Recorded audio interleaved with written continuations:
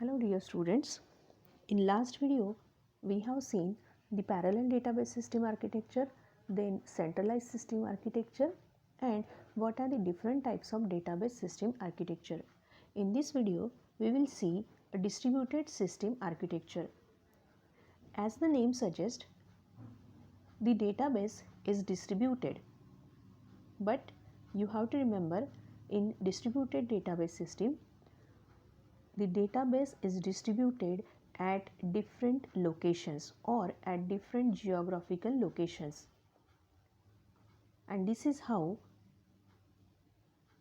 generally all the database works when you are working with websites, because at different servers your database is located. It is not compulsory that particular database should be or should reside at the same geographical places. It may reside at different geographical places.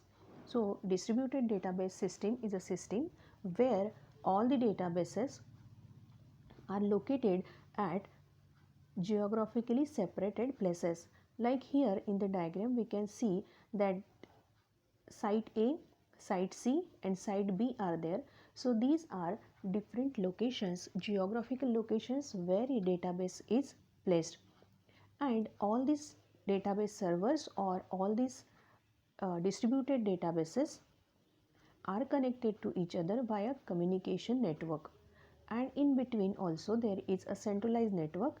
But if site A and B want to communicate, then that can directly communicate with the communication via network. So each and every disk or node at site A and site B or site A and C can be connected via communication network, and all these sites are also connected through centralized network, which can be shown here or which are shown here by somewhat like cloud network.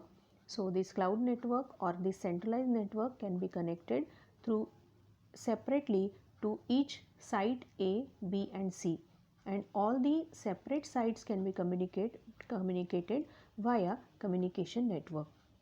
So in distributed database system, the database is stored on nodes located at geographically separated sites. The nodes in a distributed system communicate with one another through various communication media such as high-speed private networks or the internet. So these nodes are connected via high-speed private network.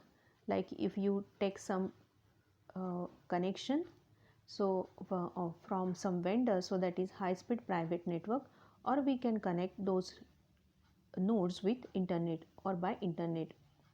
They do not share memory or disk. So you can see in the diagram that at different sites they have separate architectures. So they do not, site A do not access or share the memory of site C, or site C do not share the memory of site B. So here in parallel architecture we have seen that disk or memory is shared, but here nothing is shared. A distributed database have sites that are geographically separated. So you have to remember, whenever there is a concept of distributed database system architecture, you have to remember that whatever database you are using, that database is located at different geographically separated locations, so that if one server or one site get corrupted, you can get the information from another site.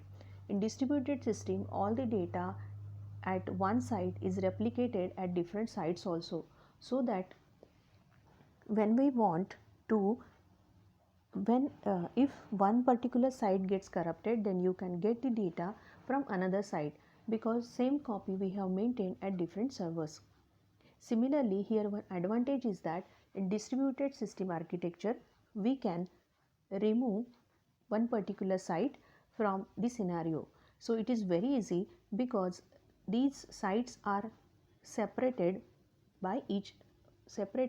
from each other. So we can easily scale the architecture.